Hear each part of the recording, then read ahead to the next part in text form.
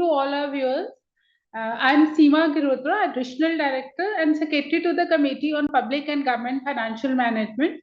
On behalf of the Committee on Public and Government Financial Management, I would like to welcome all our participants and viewers to today's webinar, which we are holding on the topic of strengthening financial governance in urban local bodies, and where we will be covering the accounting, reporting, and tax compliance.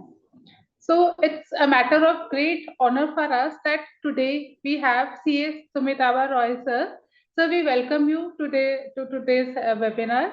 And sir is from Kolkata, and sir has a very rich and vast experience, more than 25 of experience in this area.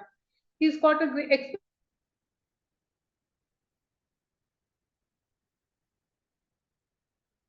has worked with various municipal corporations, including the bigger ones like the Kolkata Municipal Corporation, even Bhubaneswar, Bhopal, and there are lots and lots. So he, I would say, has got so much of experience, and it is really a privilege for us that today sir is here with us, and he's also has trained, got given training despite in our institute's programs. He was also invited by the Lal Bahadur Shastri National Academy of Administration, Missouri. There also he trained on this area. So we welcome you to today's webinar. And since this is a topic which is a lot of interest for our members, because urban local bodies in India's growth, they have a very, very important role. And for them, for accounting, auditing reforms are extremely important. So, sir, we'll request you to please share your views on this topic. Thank you. Many thanks, Imaji, for this kind introduction. I mean, it's a long way now since I'm with the Institute. So let's share my presentation. Is it visible? Yes, sir. Okay. Okay. Again, hearty welcome on a Friday morning to all of you to this online webinar. It's a good idea that cropped up more after the COVID-19, that many things can happen online. So it's I mean, it saves lots of time for at both ends. It's also a privilege for me to be part of the institute after I qualified in 1998. So almost 5 years have passed now. We are with the institute. Prior to that, we were all studying. But seriously, I'm with the institute since 2004. There is a unit called ICI ARF, Accounting Research Foundation. I was a part of that in 2003-04 and then continued thereafter. Yes, I had been working in this sector for quite a long time now. So, I mean, with the request of the institute, I do regularly take certificate courses and also some webinars in between on this subject. So whatever deliberation I'll be going ahead with, it will be all based on the experience that I gained, the knowledge and the learnings that I have picked up everywhere. We'll try to understand the sector. Now, one difficulty in these online webinars or online classes is that I don't know who are there on the other side. It's just a laptop screen in front of me and a closed door and a closed room, and I'm talking alone. So it's very difficult because there is no interaction. The interactive things come very late, only with the chat box and the QA box questions. And also I miss the good lunch and the dinner and the evening snacks when it is not hosted by the institute on a physical mode. So everything is virtual. Having said that, let's go ahead with the topic today. Let's try to understand that how the financial governance in the urban local bodies of India can be thought about.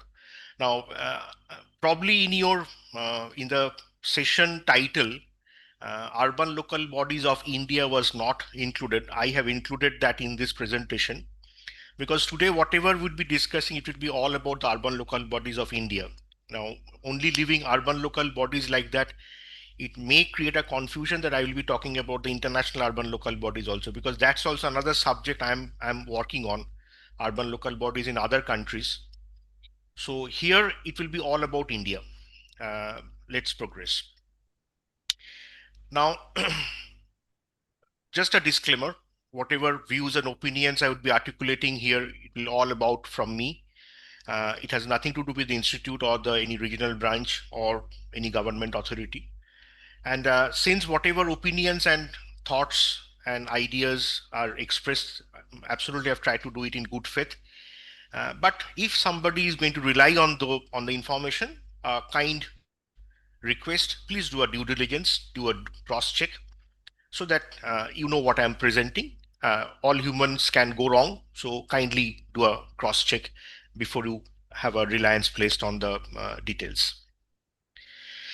Now, the discussion outlined that after a lot of deliberations with the CPGFM members, I came to the conclusion that yes, we can have a session on this, and we would be covering in this manner. So the discussion outline had to be rearranged quite a number of times before we finally came to a conclusion.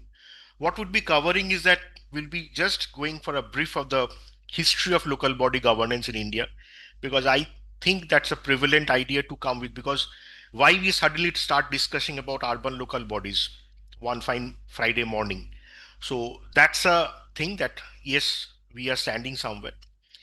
Then basically the 74th Constitutional Amendment Act, though it is written 73rd and 74th, but we'll be more concentrating on the 74th Constitutional Amendment Act of 1992, and then the impact that the 74th CAA had on the urban local body governance, and then coming to the accounting part, financial reporting, how the municipal accounting or urban local body accounting and reporting has changed over the years, where we stand now, what we are doing now, a brief idea on that, and then coming to the taxation part of the ULBs of India, brief on the income tax and GST. But as you can understand that I am no more a routine practitioner doing income tax and GST, because that's not my foray now. But since this has got an impact on the taxation of ULBs also, or how the ULBs respond to the taxation things, so I will be just briefing.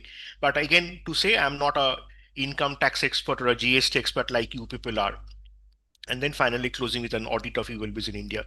So it's a little fairly long presentation, but I will try to fit in the 2-hour session that we have.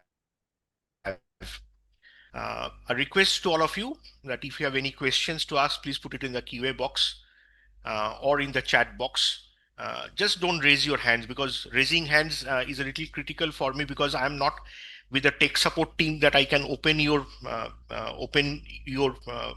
mics and can allow you. So that's allowed with the tech support team. So kindly don't put up your hands to allow a mic on. So if it is allowed, then we can do it at the end, because also raising hands sometimes create a distraction for me in the flow of the presentation.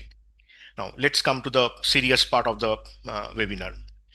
Now, before we go on to the local government or the urban local government, couple of points we need to understand so that we all are on the same plane. In India, the constitution is very specific about the governance structure.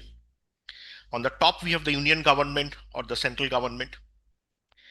Now, then we have the state government, and under the state government, there is a local government. Now, this is a hierarchical structure where central government, the union government comes on the top, then the state government and the local government.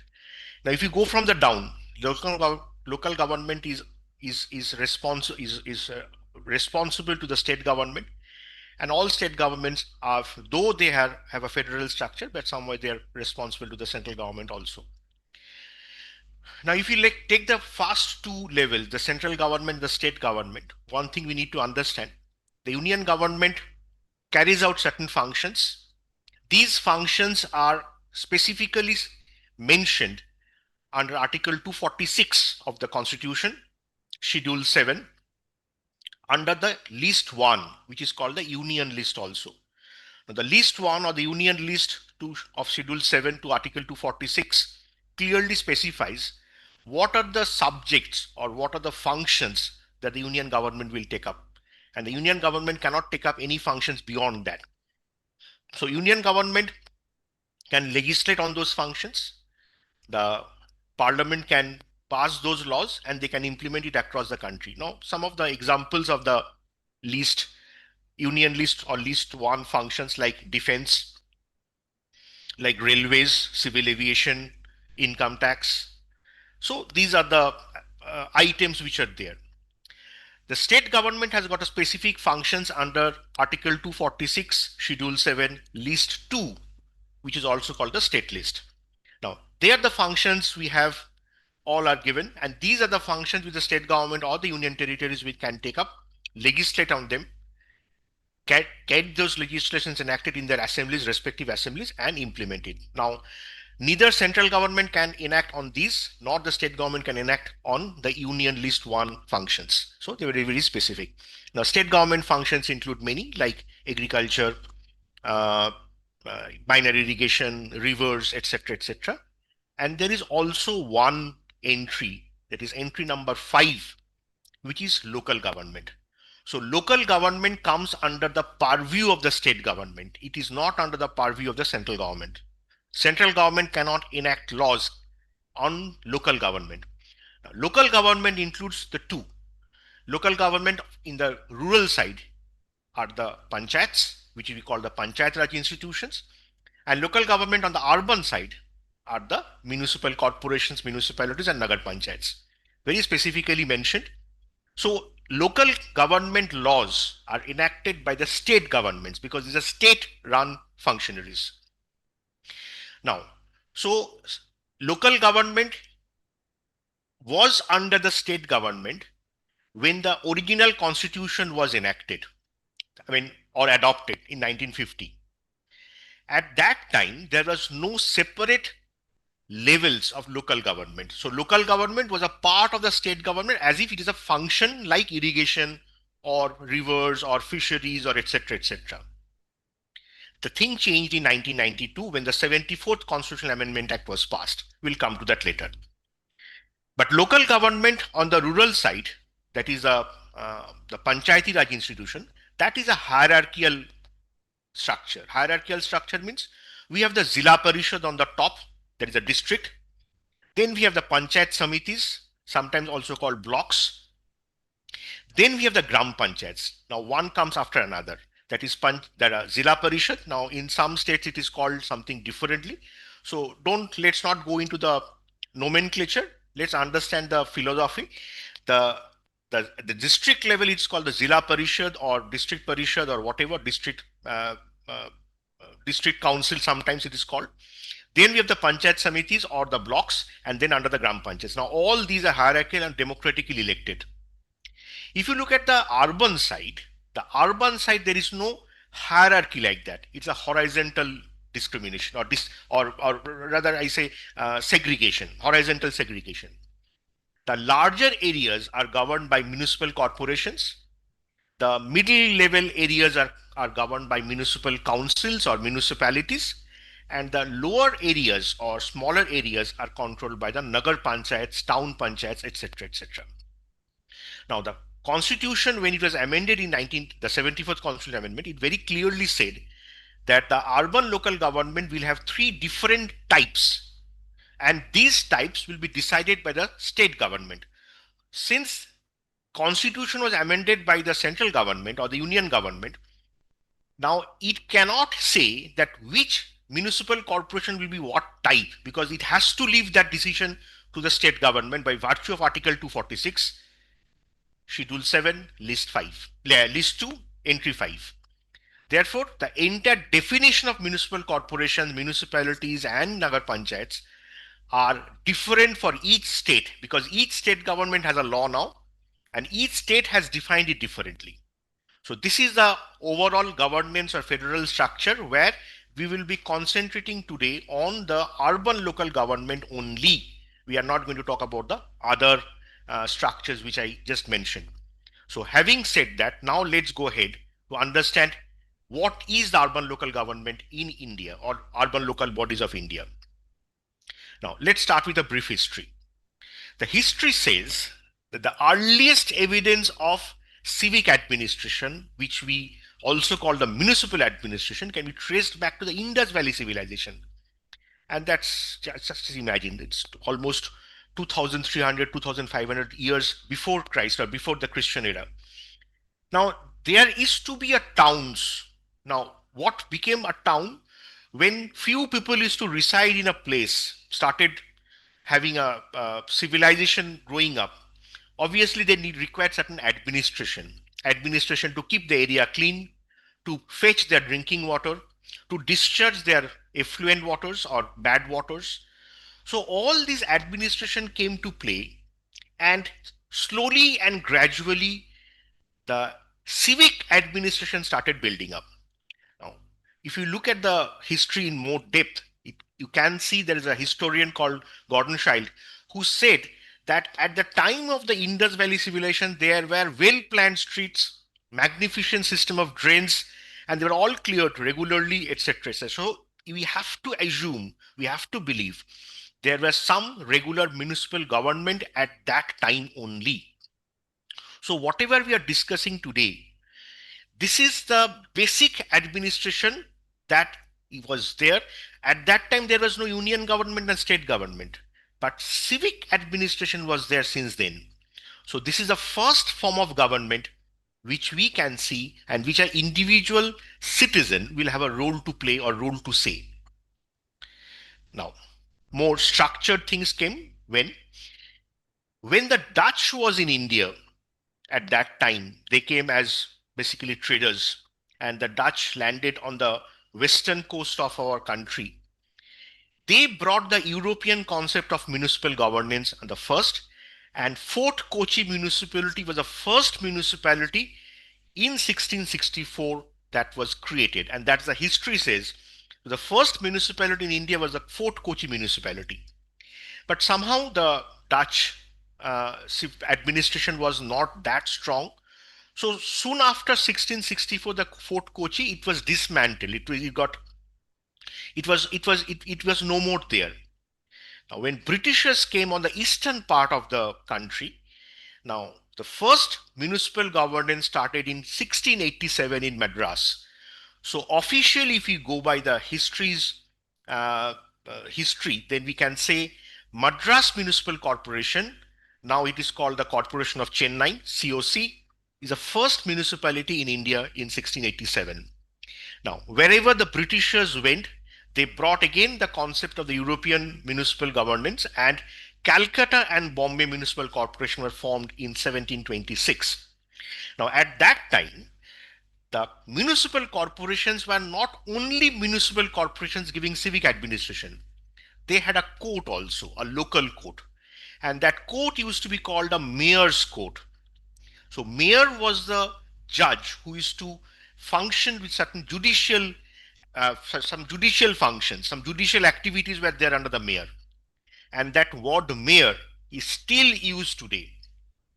So at that time, mayor had a judicial role, but today he may not be, he doesn't have a judicial role in the urban governance, but that word mayor was carried down.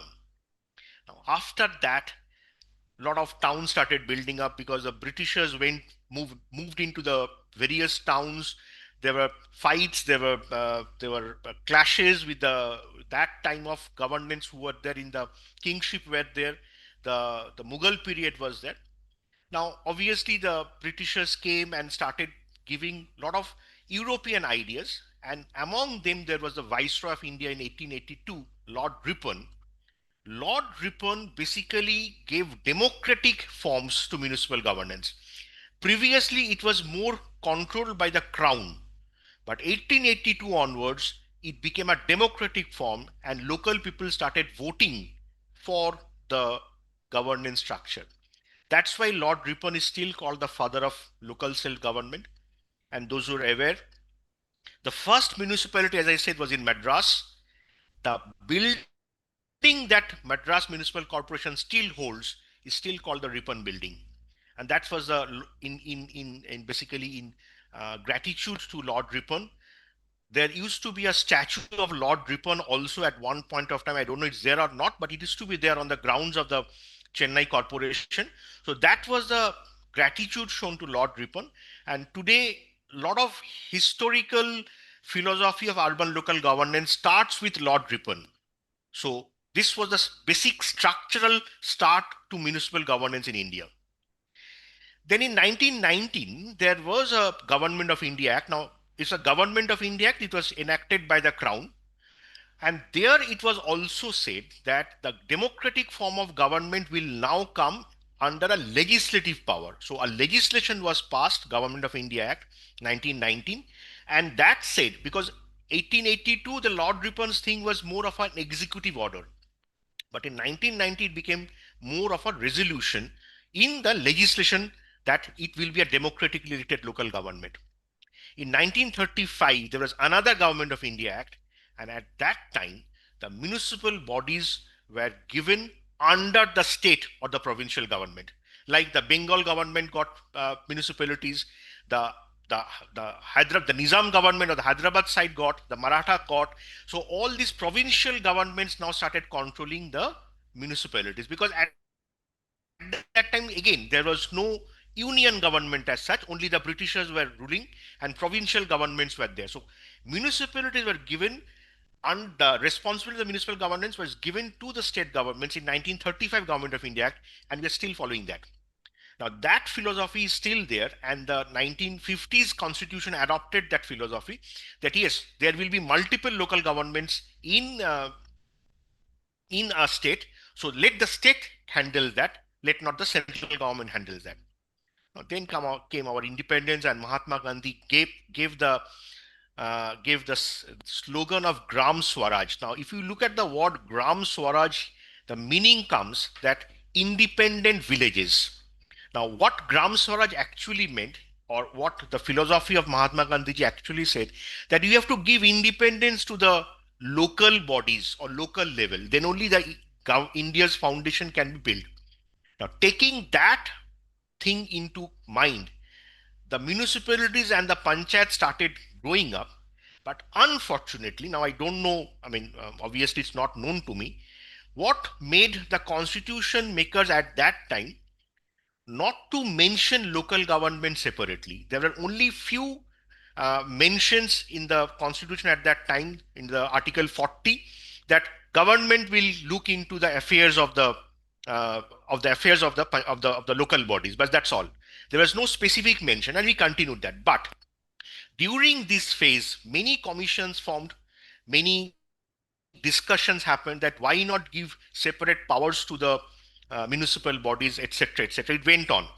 But at that same time, after the independence, after we started growing and the planned period came, the planning commission started giving the 5 years plan, cities started growing, villages started growing, and state governments also started enacting certain laws. So many of the urban body or municipal laws you will find enacted in 1956, 1960, etc., etc. It went on. Then the 24th April 1993, the 73rd Constitutional Amendment came. That is for the Panchayati Raj institutions. We are not discussing that. And 74th Constitutional Amendment came on 1st June 1993. Now, what happened by these two specific constitutional amendment is that a new chapter called, or a new part called Part 9 was added to the constitution. Part 9 gave separate powers to the Panchayati Raj institutions by the virtue of the 73rd Constitutional Amendment. And 73rd Constitutional Amendment was extended to all panchayats except for the tribal states. But in 1996, all tribal states were also included. So by 1996, all states have panchayats.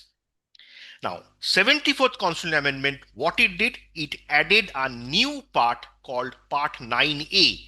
9 was 73rd and Part 9A was under 74th. Now, it gave separate powers, separate recognition to urban local bodies. So the 73rd and 74th Amendment, after a lot of deliberation in the last or the previous 40 years since the constitution, because between 1950 and 1992, many commissions formed, many discussions happened, many governments started building it. Many a times the resolutions were moved in the parliament also.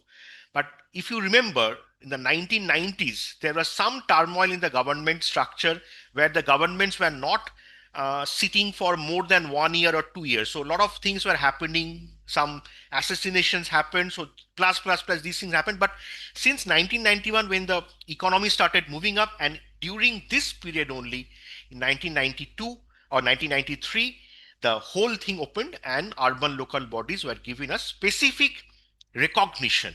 And this is a constitutional recognition. And from then on, we have a 3-tier structure: union government, state government, and the local government.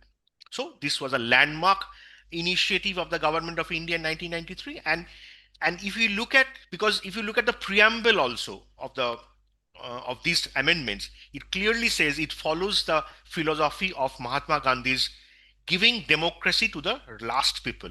So municipal government started having democratic rights, full-fledged democratic rights, where elections will be held every 5 years, like the state government and the union government elections. Boards has to be created, offices has to be created, proper laws has to be delivered and maintained. So this came the first. So this is the little history of the urban local body in India. Now, ultimately, what we came and got after 1992 or 1993, that there will be a government of India, there will be state governments. Under state governments, in some states there are divisions also, but it's not uniform in all states. Some states have, larger states have created divisions among them, which is a conglomerations or agglomerations of some districts. But there will be a district that's under the constitution. It will be called a district or Zilla Parishad. Then there will be a blocks, and there will be villages or Gram Panchayats. That's the rural side.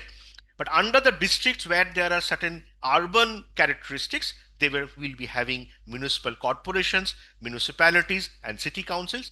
And whatever be the structure of the urban local body, there will definitely be a unit called ward, WARD.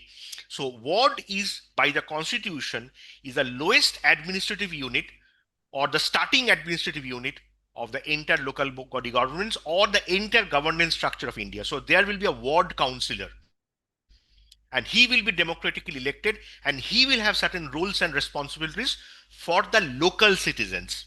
That was the intent. So local citizens should have a voice within the ward, so that his voice or her voice can be carried to the top. So this is the structure. Now coming a little bit more of the 74th Amendment.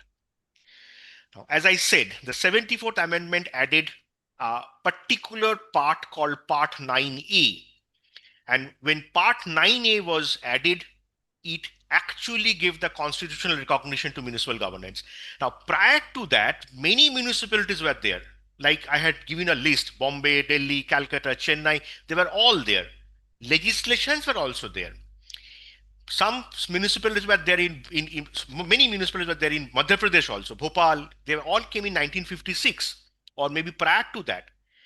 Now, one might question or might debate that since these governments or since these municipalities were also under certain law, so what's the new thing happened? The new thing that happened is that it gave the constitutional power so that all states follow it. Previously, it was left to the state governments to decide. Now, all states have to decide uniformly based on the constitution. So the uniformity came.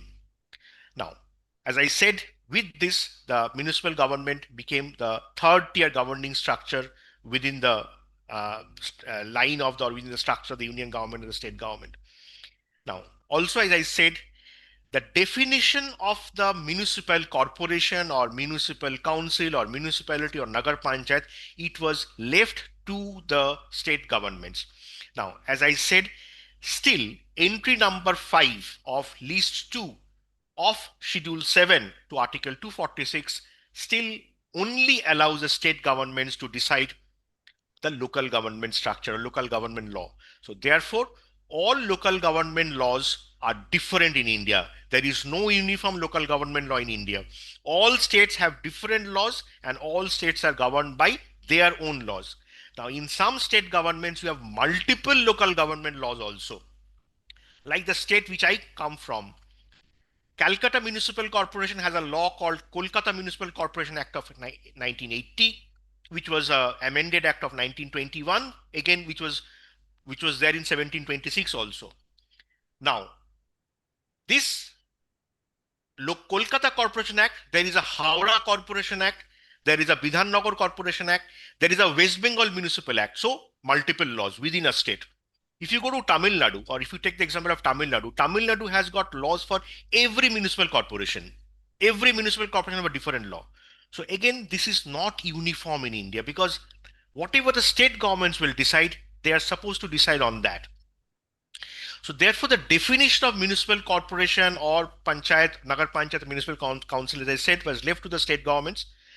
They will decide. So in, say, a metro city like, say, Delhi, we have the Municipal Corporation of Delhi. Previously, it was MCD. It was broken into 3 parts. Again, it got back to the MCD structure. You have Bombay, you have Bangalore, you have Pune, Surat. Now, there are large cities with a large population. They are also called municipal corporation. Ahmedabad Municipal Corporation, Surat Municipal Corporation. Gangtok also has a municipal corporation called Gangtok Municipal Corporation. The population may be around 4 lakhs or 5 lakhs or 6 lakhs. So it depends. Larger areas or larger population, the states will decide what is a larger area and what is a larger population. But Nagar Panchayats, it is clearly mentioned in the constitution, Nagar Panchayats are those transition bodies. Transition bodies means a place which was a village panchayat previously or a block previously, having a lot of village characteristics, but they are slightly or gradually become urbanized. Something are happening over there. So they are on the transition phase of the rural and the urban. So they're in the middle. They are called Nagar Panchayat. So this definition or this explanation is given in the constitution. Now, what the 74th Amendment also did, it added a schedule called the 12th schedule. I discussed about the 7th schedule, which gives the union list 1 or list 1 for union functions and list 2 for the state functions. There is also a list 3 called the concurrent list. Concurrent list comes with the functions which can be dealt both by the union and the state. I'm not going into that. Now, there were no list for the urban local bodies. So what urban local bodies will do? Because Article 246, Schedule 7, List 2 says, entry number 5, that local government is under the state governments. Okay. So what the local governments will do? What the constitution did is that they added a 12th schedule. And 12th schedule gave under Article 243W, the 12th schedule says there are 18 functions that each state government may delegate to local bodies. Now, please catch on the word may. It is not shall. Now, why it is may? Lot of philosophies are, a lot of reasons are there why it is may. Constitution can only direct the state governments to manage local governments, but cannot say what functions the local governments will do. As soon as it specifies that these are the functions of local governments, it immediately means we are not following the federal structure. To ensure that federalism in our given by the constitution, that's why it said that these 18 functions may be delegated to the state government, to the local bodies by the state government. Now, these 18 functions were previously are being executed by the state governments. So state governments have been doing these functions like domestic water supply, maintenance of roads, maintenance of slaughterhouses, maintenance of urban planning or urban planning and town planning. All these functions are already there in the state list. Now, then the constitution or the constitution makers have to decide that out of these functions, which functions can be given to the local bodies. That's why they gave a list of 18 functions under Schedule 12 or the 12th schedule and said that state governments may delegate. Now, what happened for that? Whenever we add a may to a legal interpretation, state governments can do it or may do it or may not do it. So what happened in India, the uniformity of functions carried out by the municipal bodies is not uniform. They're all different. I will take only one function of the 18 functions, that is fire. Now, management of fire, if you look at the 18 functions, which is there in the next slide, management of fire is to be given to the local government. Now, there's a logic behind that. Since local government is managing the water supply, therefore, fire will need water management. Therefore, these functions can be delegated or may be delegated to the local bodies. But all states have not done that. Like states of Rajasthan and Madhya Pradesh have delegated the fire department to the municipal bodies. Now, all municipalities have a fire unit in that. But coming to the state of Tamil Nadu and West Bengal, they have not done that. Fire department is still with the home department. Municipalities in West Bengal and Tamil Nadu doesn't handle the fire department. It is same in some other states also. I just give an example. So this may has created a little bit of a confusion, you can say, that which functions are done by which municipality. So there is no uniformity in that also. Now, these are the 18 functions. I will just not run through them, just to give an idea. Anybody can refer to the 12th schedule. There are 18 functions which may be delegated by the state government to the local government. As I said, water supply, public health sanitation, fire services, interest of weaker sections, regulation of slaughterhouse and tanneries. These are all under the state government, which may be delegated. Okay. Now, little bit of the impact, because this particular impact actually started reforming the accounting and the financial management. Now, why I'm slightly, discussing on this is that why suddenly we started discussing a financial governance strengthening or etc. the municipal bodies. They must have been there for ages. When municipal bodies were there since ages, then the accounting and etc. would have been also there. No, it was not there. They were functioning like a state unit. So the 74th amendment basically actually created the platform where the accounting and financial governance of urban local bodies has to be dealt separately. This cannot be a part of the state government. So a lot of things started happening after 1992 in India. This is what we're going to discuss today. Now, what happened? As we all understand that local bodies were directly influencing the welfare of the people. So there has to be a separate structure. So this happened in the 73rd and 74th amendment that gave more functions, more powers, more resources to the local bodies and the panchayats. So previously the PRIs and the ULBs were functioning under a shadow, under an umbrella of the state governments. It is no more that. Now the local governments have a voice, have our own philosophy, have our own strategy to grow.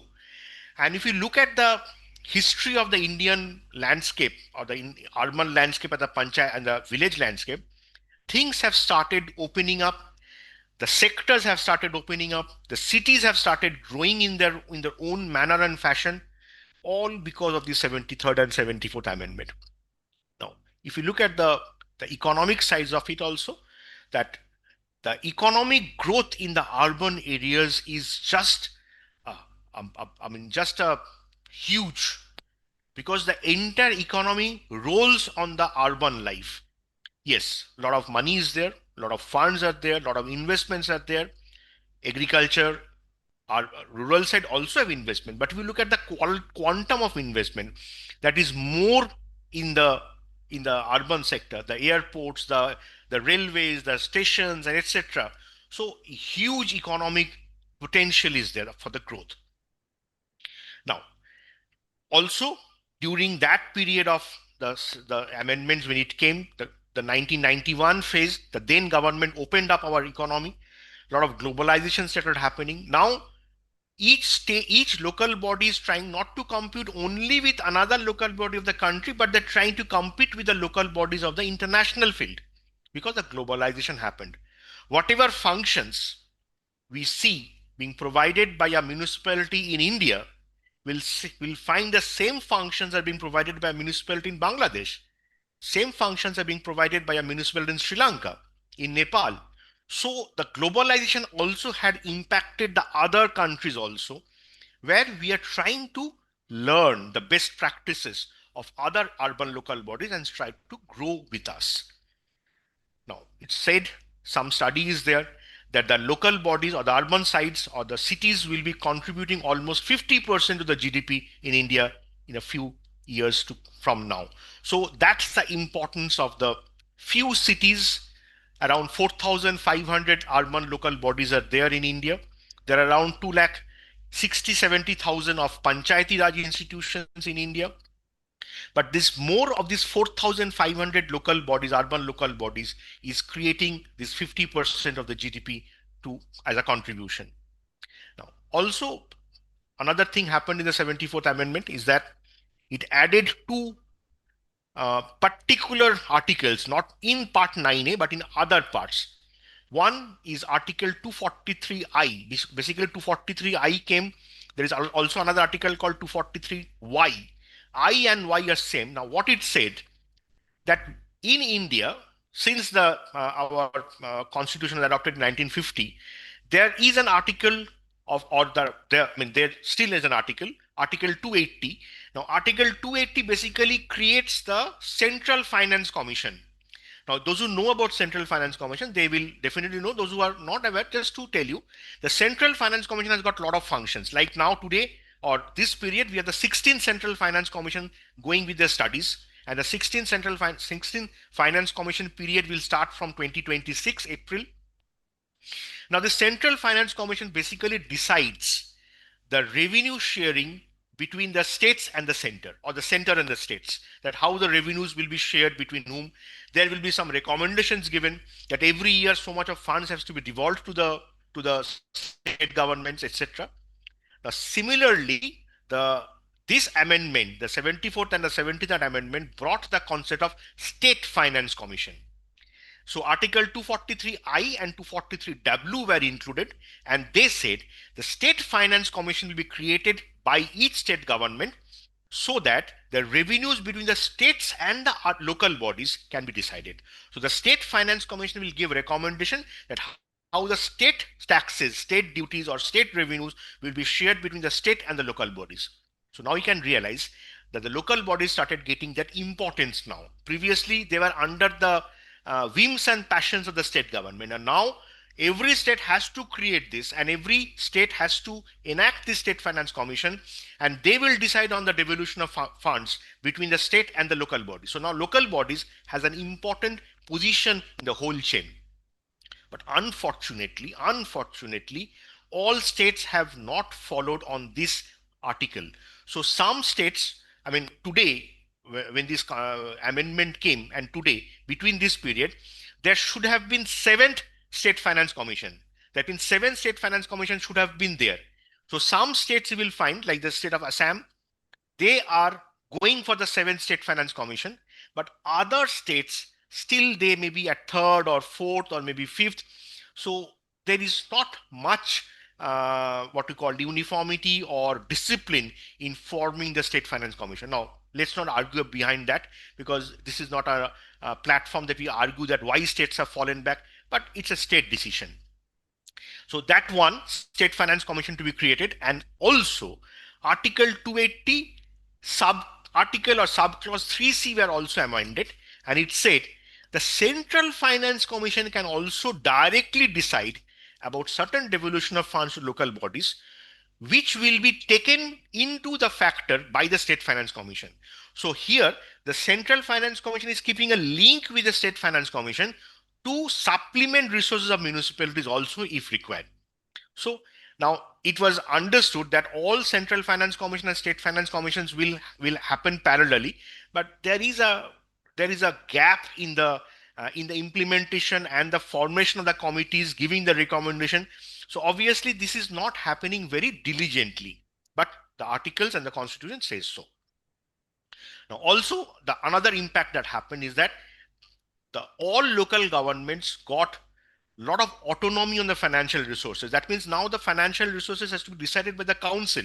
Previously it used to be decided by the state governments. Those state governments have a overarching role, since still it is under state government under list entry number 5 of article of list 2. But still, having said that, municipalities have now more autonomy to decide what to do, where from to collect. So these decisions are left to the urban local bodies directly. So they can decide on the local resources, that how to use that. Most importantly, because of the State Finance Commission and Central Finance Commissions have a role to play, intergovernmental transfers, that means the fund that is coming from the center to the states to the local bodies or urban local bodies, this chain became more clear.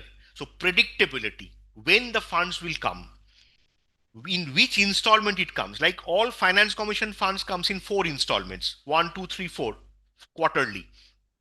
If central government delays in sending one, for some reasons, delays in sending one quarter's installment, then it pays interest on that also.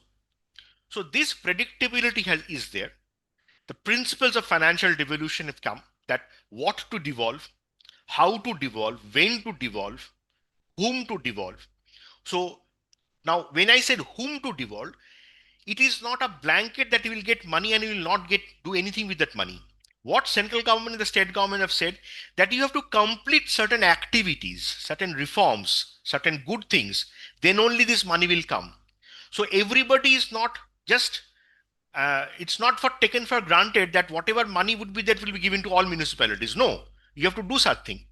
You have to be specific on certain reforms, certain good things. Now, for all this, by happening of all these finances and funds and etc., the budgets became more realistic. Previously, municipalities used to finalize deficit budgets. Now, deficit budget for a municipality is just a joke, because municipalities cannot spend more than what it collects. That means it cannot budget more expenditure than what it is expecting to collect, because they have to balance the receipts and the expenditure. Otherwise, there's no meaning. Deficit budgets are done by the central government with the intention of a deficit financing or a loans that can be taken. But municipalities don't have that power to take loans from anywhere. So they have to follow the FRBM Act and etc. etc. Also, there is an improved local government funding from taxes. Now taxes become more clear. What taxes can be levied, what user charges can be levied, whether you can go for an international aid, because many municipalities now have started taking borrowings from the World Bank, from the Asian Development Bank, from AIIB, from JICA, etc. etc. Also, this opened up the entire concept that now local government can approach the market and raise resources through municipal bonds and debentures. Now, for that, they have to follow the SEBI guidelines of 2015, because it's very clear that SEBI will now overlook the issue of bonds, issue of debentures by the municipalities also. So all these things have opened up since 1992. Now, so when this thing opened up, all these things have to be accounted also. So how a municipality have geared up for the accounting, because whatever I have discussed now, you can compare that this has nothing, almost similar to a corporate body things, that they will be taking taxes, they'll be collecting revenues, they can go to the market, they can do their own funding, own expenditure. So there has to be a strengthening of the accounting part also. So what happened to the accounting? Now, suddenly we cannot start discussing on the municipal accounting or urban body accounting. We have to know that there was an accounting system also previously. So what happened to that? Now let's understand.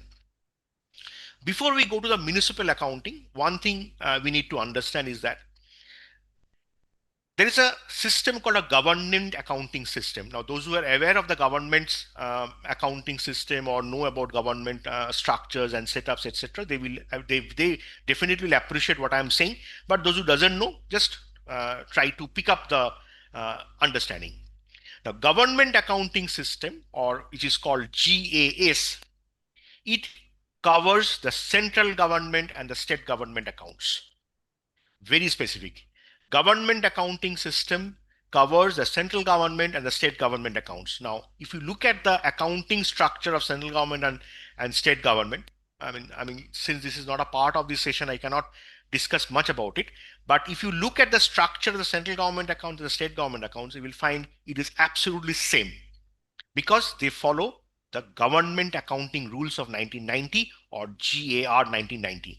Now, who formulated the GAR? It is basically the principles and the basic rules laid down by the CNAG for the guidance of the government departments, including the state governments, and this has to be approved by the president of the country. So GAR 1990 basically governs the entire accounting setup of central government and state government. So accounting of the third tier governments, the ULBs and PRIs, are not covered under GAR or not covered under GAS because they are covered by the state specific legislations. Now, here another layer of segregations come. That means if we have to know about the municipal accounting of our country, we have to study the individual laws of each state. Now, each state is not uniform. The municipal laws are not uniform, but certain principles are uniform. Definitely we'll come to that, but laws are not uniform. So we cannot start a discussion on municipal accounting that in India, everything is same like a corporate accounting. We have a Companies Act of 1956, 2013. So we have a Ind AS, or we have a IFRS, or we have something. We cannot start a discussion on that because it is not uniform. Now, a municipality in Kerala may be doing something. A municipality in Tamil Nadu maybe is doing something. A municipality in Mizoram may be doing something.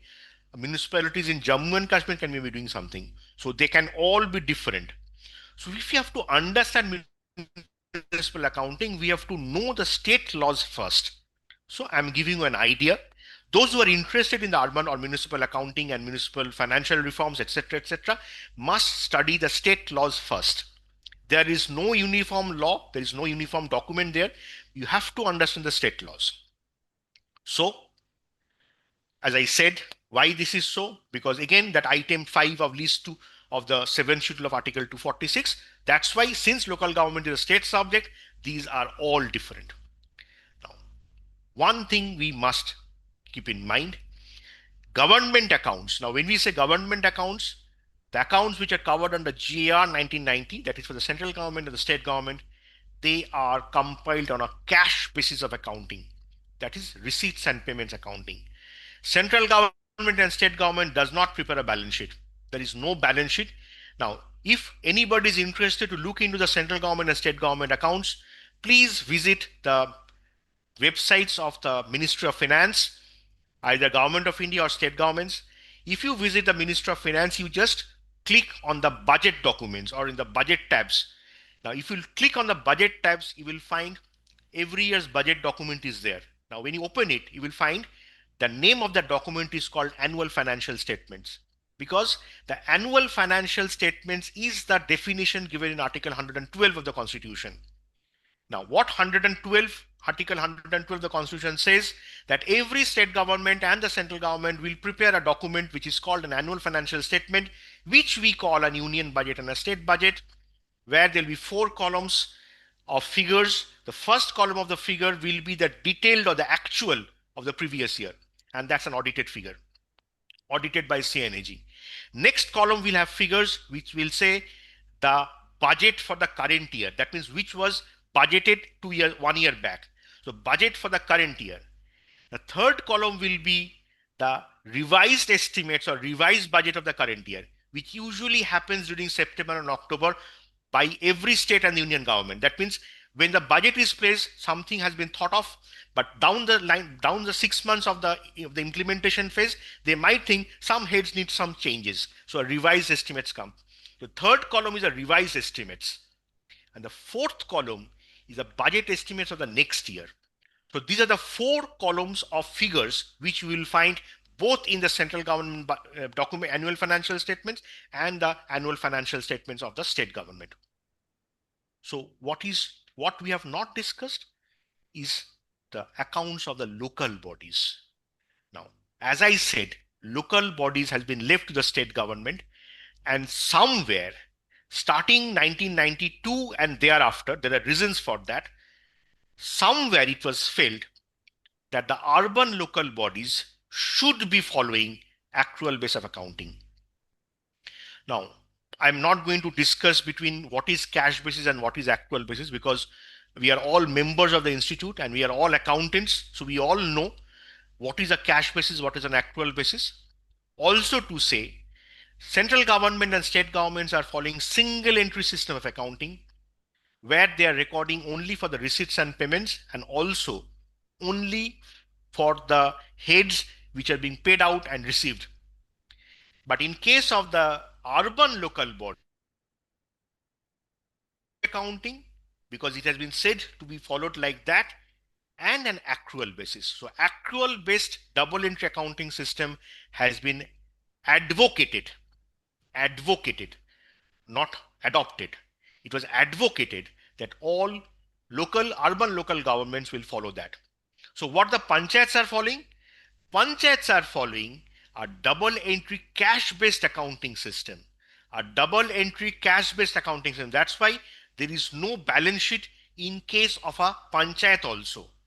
But there will be a balance sheet in case of an urban local body. That has to be there. Now, what happened by this changeover?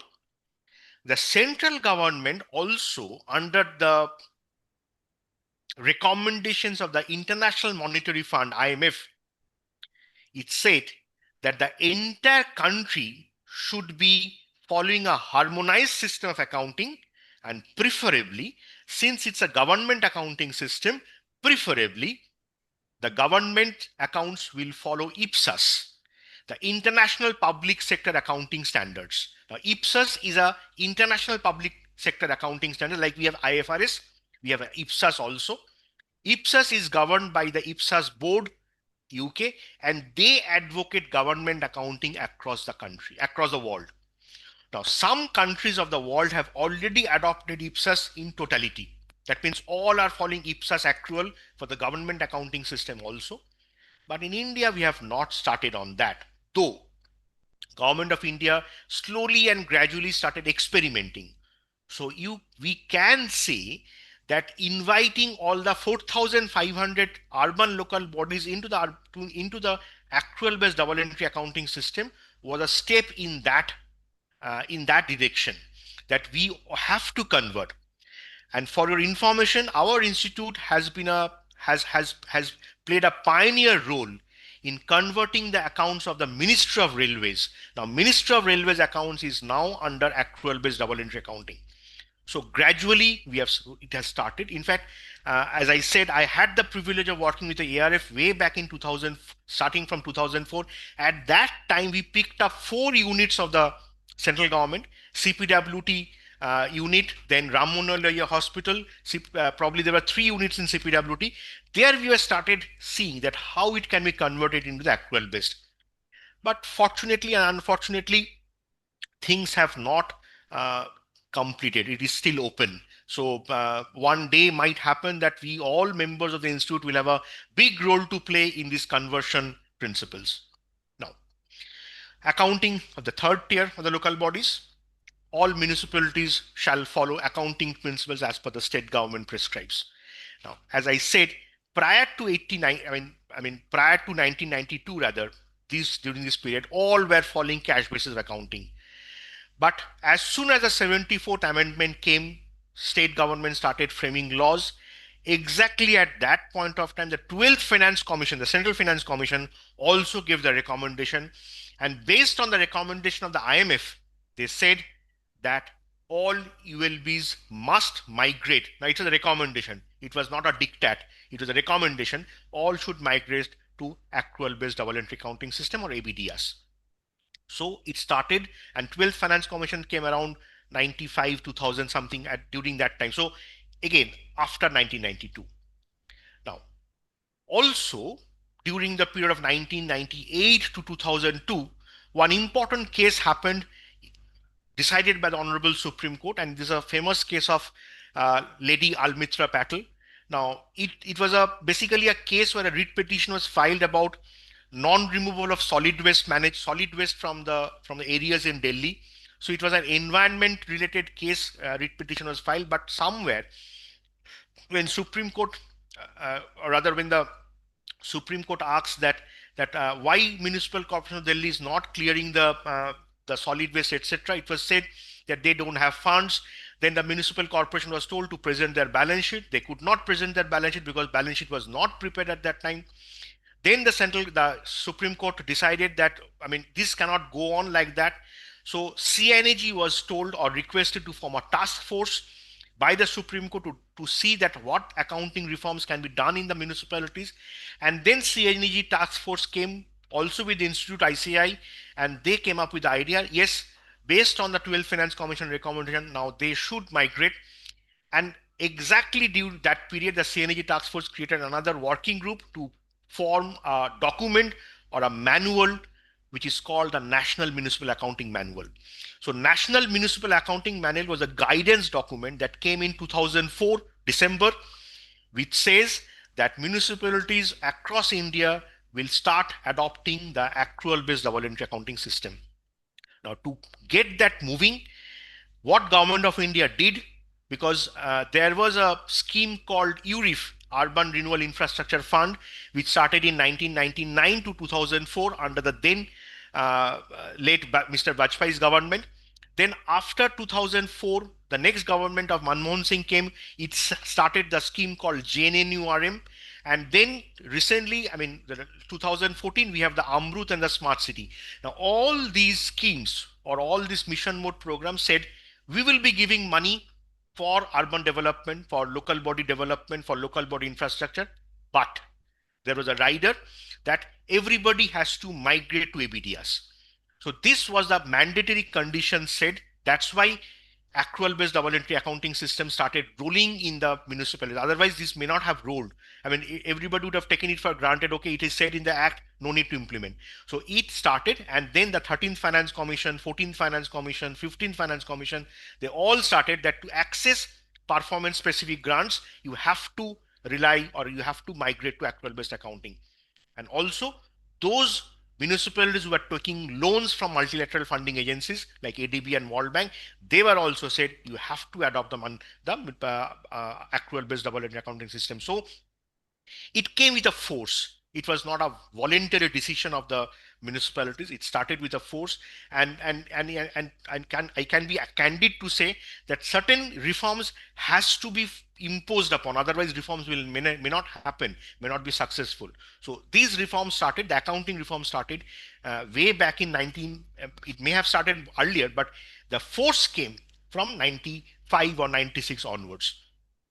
Now, why these reforms came? As I said, the Supreme Court pulled up MCD in that Almitra battle case because it was an incomplete set of accounting records.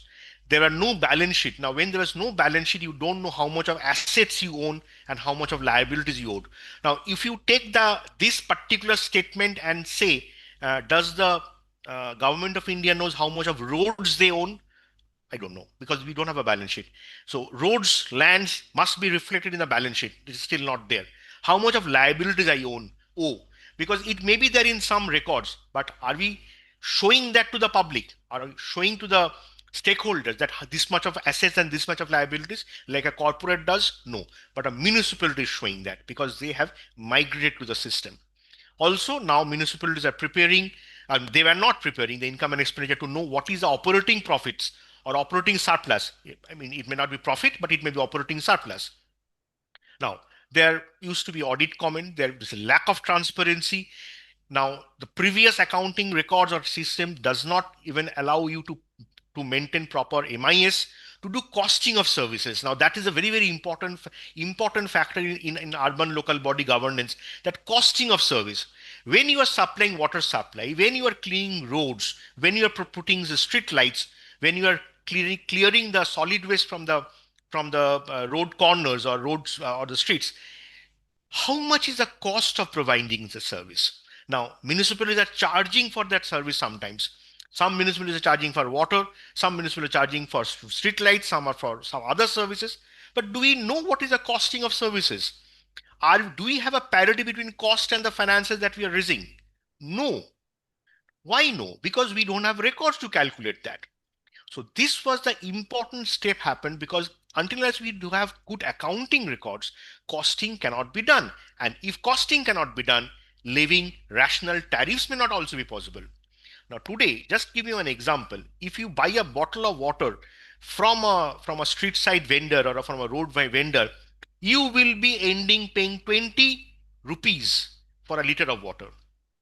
There are some companies selling mineral waters from Himalaya and etc. etc. They might be selling at 60 rupees or 70 rupees a liter. Now, how much we are paying for the municipal water? It is a fraction of a rupee for a kiloliter. So these companies sometimes use the municipal water to produce water and sell at a higher price, but the municipalities are selling at a much lower price because they think that if we pay the lower price or if we charge the lower price, people will be happy and there will be no problem in the next election. Now, this is a dangerous thing that has happened, that we tend to undercharge our services, but we end up paying overprice or more price for a private service. Now, I mean, I'm not an advocate of saying private versus government, etc. But from a financial point of view, from a financial management point of view, from a prudence point of view, I say, are we doing a justice in undercharging the tariffs? Because the cost of services are more. Now, these decisions must come when you have a good accounting records of accounting also and also reporting. Now, definitely the system which was followed earlier was not compatible to an international comparison, because internationally many countries have adopted IPSAS where they are following the IPSAS accrual so that their reporting are more transparent to the stakeholders that they're dealing with. So the reforms to the accounting system became mandatory because of the 74th Constitutional Amendment, because of the 12th Finance Commission recommendation, judgment of Almitra Patel in the Supreme Court in the Almitra Patel case, then the Jain Inoram and Amrit conditions, 13th, 14th, 15th Commission recommendations, and improved urban government. So reforms became mandatory. Now all municipalities started reforming the system. All municipalities. Some way, some went ahead, some kept back, some started late, etc., but everybody started. Now these reforms were not there in the panchayats as such, because panchayat has a more uniform system to deal with. Okay. Now when we come to the municipal accounting, we have to understand that what type of revenues a municipality earn. Now it earns taxes. Now this is a sovereign function given. Now any tax levying can only be done by the king or who holds the sovereignty. Now in India, this sovereignty is given in all the three tiers. That is, the union government can lay taxes, mostly the direct tax of income tax, and also now GST, which is being shared by the state and the center. States can also levy taxes. State taxes are mostly the entertainment tax, the amusement tax, and motor vehicle tax, etc. So these are the state taxes. The municipalities were also given this power. Even the panchayats are also given this power to levy property tax or holding tax. So this is also sovereign power given to the municipalities to levy taxes. Now municipalities cannot levy income tax, they cannot levy GST, they can only levy the property tax or holding tax. They can levy animal tax. They sometimes are levying non-motorized vehicle tax, because motor vehicle tax, that means those vehicles which are motorized, that tax comes under the Motor Vehicle Tax Act and motor vehicle rules, which is governed both by the central government and the state government, and that revenue goes to the central government and the state government. So the non-motorized, that is the e-rickshaws or battery rickshaws or the bullock carts or the horse carts, they are left with the municipalities. Municipalities also used to charge a tax called advertisement tax. Prior to 2017, that is prior to the introduction of GST, what GST introduction has done, they have subsumed many of the indirect taxes under the GST fold, and advertisement tax also got subsumed. So now no municipalities can levy advertisement tax, but some municipalities are still doing. Now I don't want to go into any contempt of court discussion on that, but some municipalities are still doing advertisement tax collection, but they cannot collect advertisement tax because that particular entry, probably entry number 65 if I remember, has been deleted or subsumed by the 101st Constitutional Amendment Act, that is the introduction of GST. So GST introduction has basically subsumed many of the indirect taxes. Advertisement tax also one of them. So now basically what it happened by this introduction, many of the city corporation lost the power to levy advertisement tax, but these advertisement boards registration were used to be given by the municipalities. So there was some problem, but I mean many advocacies happened, and we started saying that this is an urban planning function, and urban planning function, as we have seen in the 18 functions, urban planning is a function of the municipality, so they must be allowed to collect some revenues. So this was a different way to say about it. Now, then you have the non-tax revenues, which are basically the trade license. We have the rents from other from letting out the properties or etc. etc. So these are non-tax revenues. There are certain assigned revenues come or shared revenue between the state government and the local government. Now, one of the most important assigned revenue is that motor vehicle tax. Now, motor vehicle tax, as I've said, is collected by the state government. But since these motors are running on the roads which are being managed and maintained by the local governments, so some state governments devolve a part of the motor vehicle tax to the municipality. So this is a shared revenue. Shared revenue means it's collected by the superior government and shared with the lower government. Grants in aid, some grants do come, definitely, like the finance commission money and the state finance commission money. These are grants that is given, this is not a loan. Municipalities also take loans from the markets and from the financial institutions and also from the international agencies. And there are other receipts.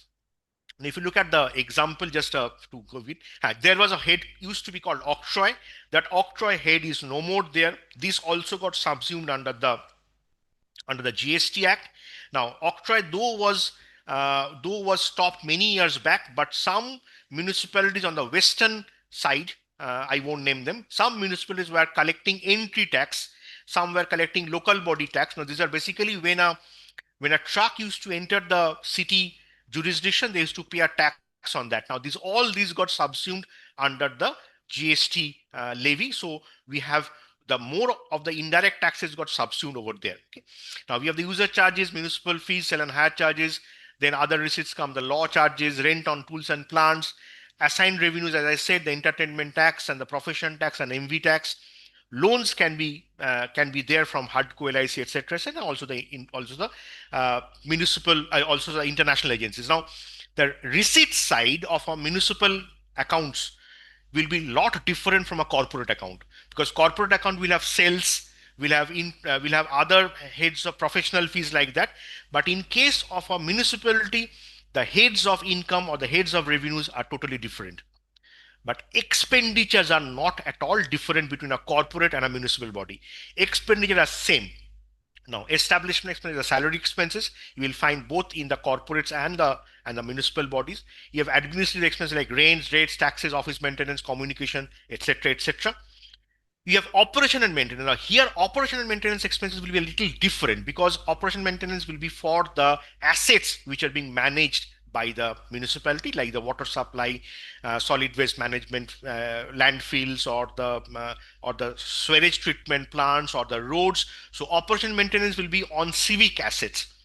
Capital expenditure will be a lot different, because here the capital expenditure will be more on the assets that are being created by the municipalities. That is like water supply system or sewage system or street lights, solid waste management, landfill, scientific landfill, waste to energy landfill. Some municipalities are creating waste to energy landfills also. Tools and plants, furniture, fitting, office expenses will be there. So these are the expenditures. Now, how the reforms have evolved over the years, just running through the chronology, it all started, the accounting reforms started in 81-90 under the World Bank guidance. Now, World Bank picked up the first 3 municipalities of our country, that is Chennai, Kolkata, and Mumbai, and started giving funds and started giving technical advices to manage their whole thing. But again, between 81 and 90, not much thing happened, because nobody realized that why we are doing this. Though it was on World Bank insistence, World Bank is coming with the funds to develop, but nobody knew that why this was done. Then between 90 and 95, again World Bank started a process in Gujarat under a World Bank TA. Again, this was not very successful, because again nobody realized why we are doing this. But between that time, the 1994 or 93 rather, the 74th amendment came, and thereafter everybody started thinking, yes, we need to reform our accounting also. So the first successful reforms project was in Tamil Nadu under the TNUDF between 97 and 2001. Now this was utter success story of the accounting reforms in India. Then after everybody learned from the Tamil Nadu experience, and then things started moving in a very rational manner, and everybody then, because by that time Almitra Patel case was decided, the accounting manual also was also in place. So after 2000, everything started in a very structured manner. As I said, Karnataka did, Anand Jaipur Tumkur under the ADPTA, then Andhra Pradesh under the DFID funded APUSP. Now, because basically this is all funded agency, because no state government was very willing to spend money on all these reforms, because they were not thinking that what results will happen or what will happen. So obviously when the foreign funded agencies came with a diktat from the IMF, they started funding these activities. Bhubaneswar was under USAID funding. Kolkata under DFID, 14 municipal corporations of Madhya Pradesh under the DFID, then Bihar 28 municipalities, then 5 councils of the Northeast under the ADB's NERCCDIP program, then again the remaining municipalities of Gujarat under the World Bank funding. So it happened. Now let's not go around the list, but it started happening all across India. But again, it was not uniformly happening. It was some states' intervention, some specific states' intervention happening, but more or less it was happening. Now, basically, when we start reforming the whole accounting system, we have to plan for the first balance sheet. Now, that's the starting point, as you can all understand, because under a cash basis, we only have a cash book, receipts and payments. So where from to start? So we have to do some pre-exercises where to build up a first opening balance sheet, where we will know what are the assets we have, what are the liabilities we have, and then assets minus liabilities, we will get that excellent formula of A minus L is equal to C, that is capital. And here the capital means your municipal fund. So that's for the starting point. So we have to take a cut-off date and prepare the first balance sheet and then move on. So for that, teams of internal teams of the municipalities were formed. Additional experts came from outside, those who are experienced in that. Institute pitched in, because Institute started the whole process in Kolkata and MCD, that how this can be done, so that the members of the Institute can also learn. I also, I also learned from the Institute that how this can be done way back in 2004. Now, definitely more people are doing this. Then preparation of the annual financial statement, the audit of the financial statement, and the publication of the financial statement, because there is a public disclosure law now that every municipality has to publish their annual financial statements in the newspapers like a corporate does. Okay. So we came to municipal accounting. Now, as I said, the National Municipal Accounting Manual was the first step, which was prepared in 2004 December, after the Supreme Court ordered the CNAG, a task force would be formed. A CNAG task force was formed under the guidance of a deputy CAG, and they formed, and they had a lot of members in them. Members from the institute was also there.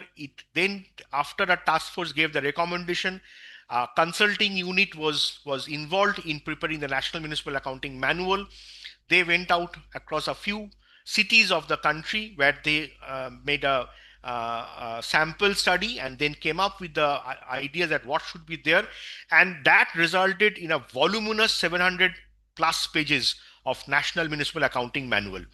Now, anybody interested to read the National Municipal Accounting Manual, you can go and download it from the Google. It is available there in the ministry's website. It was at that time, it was issued by Ministry of Urban Development. Now it is no more Ministry of Urban Development. It is called the Ministry of Housing and Urban Affairs. So you can go and search in the MOHUA website and can download it. Also, it can be available in some other state websites also. Now, one thing we must understand about the National Municipal Accounting Manual, which was said, if you look at the foreword and the preface, it clearly says this is a guidance document, because central government or the ministry cannot dictate about about any document that you have to follow this. Municipal have to follow, because again, that article 246 schedule 7 list 2 entry number 5 comes into play. So therefore the manual has to be a guidance document, and it clearly says the states may adopt it according to their, but certain parts of the manual are said you have to keep this mandatory.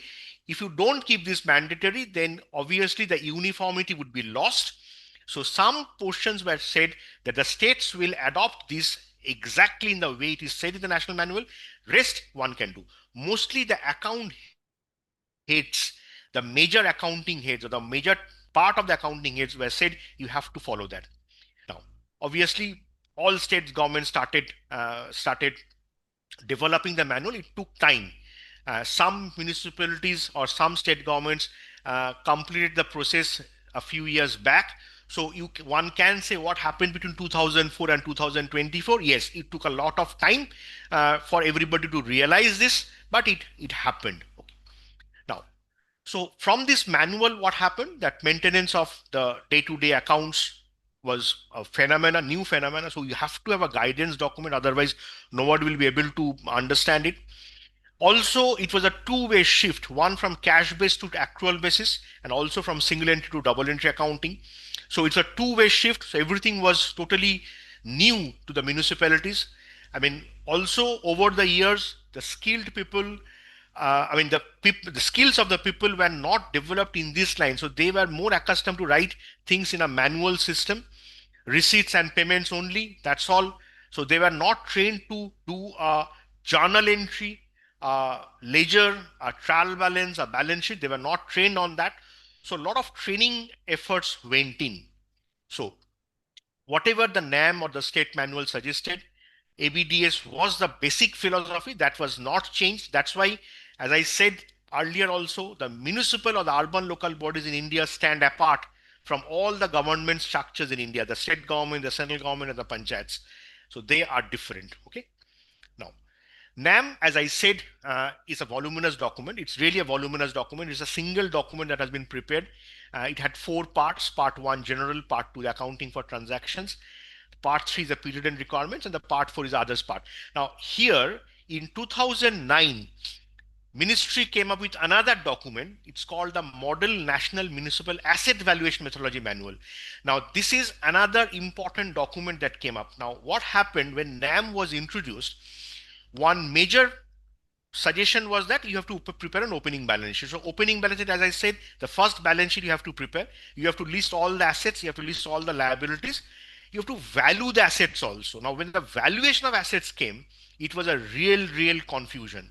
And it was a real challenge because some of the assets are old assets.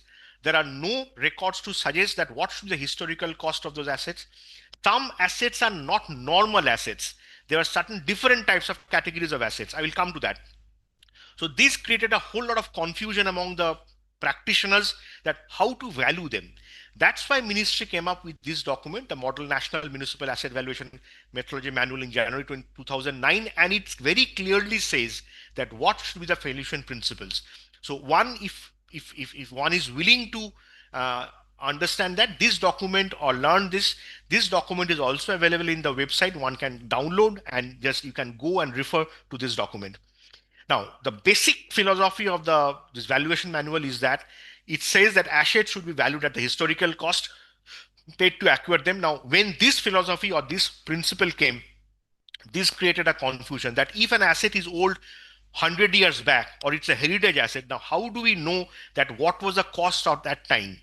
So it was a real difficult challenge. Now here the manual gives all the exceptions that if this is not there, then what one should do, etc., etc. Depreciation should be periodically charged to reflect the written down value method. Now both methods were given, both the written down, the reducing balance method and the straight line methods are advocated. Now states can pick up which method to follow. And revaluation of assets were permitted only at certain conditions. And one of the conditions was that if the municipality is going for issue of bonds, then revaluation of assets is permissible. Now, also it's in certain exceptions, it says that if an asset is donated or given for some as a gift or something like that, then please record that asset at nominal value of rupee. Municipalities started doing a survey of the assets. Now, today they are doing a geotagging of the assets also, that where that asset is located, linking it to the satellite maps and etc. Tagging was done, valuation was done, numbering was done. There are certain assets like say the heritage assets, which was very, very difficult to value, but it was all recorded.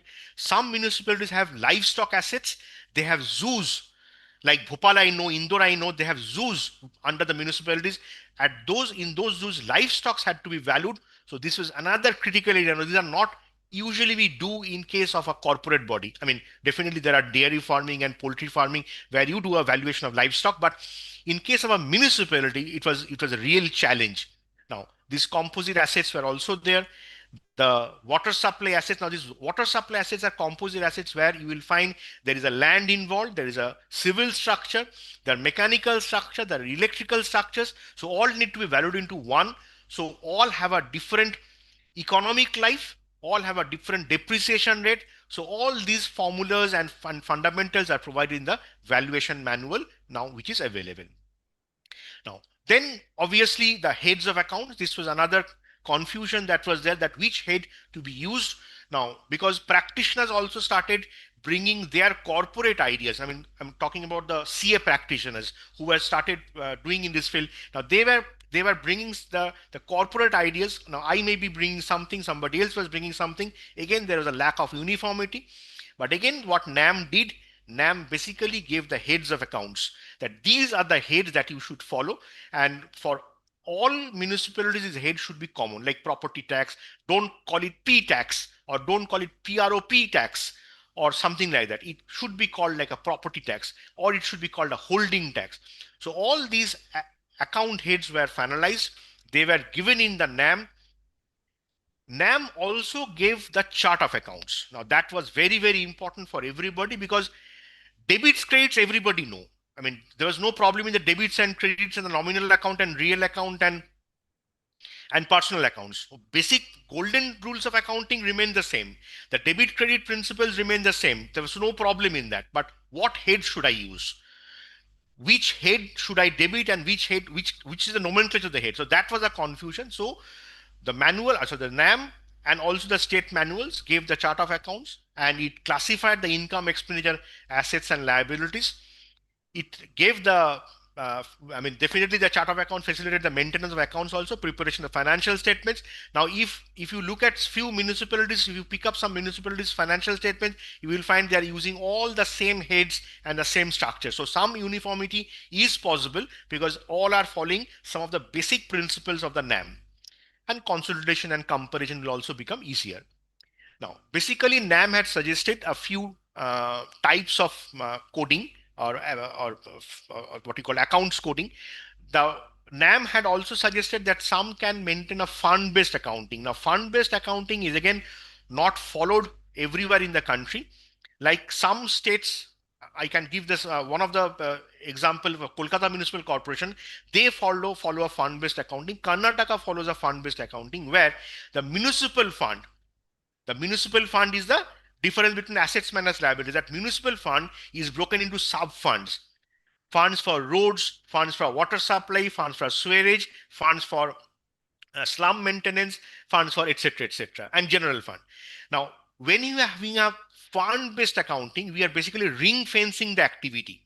Ring fencing the activity means whatever receipts come for water supply, that will go into the water supply fund, and whatever expenditures happen from the water supply, that will go out of that fund. So this ring fence fund activity was very important to deal with, because there you know that under which head the municipality is spending. Because if it is only a single fund, a municipal fund, then this distinction may not be there. So fund-based accounting allowed by NAM, but left to the state government to decide. So this was not a compulsion.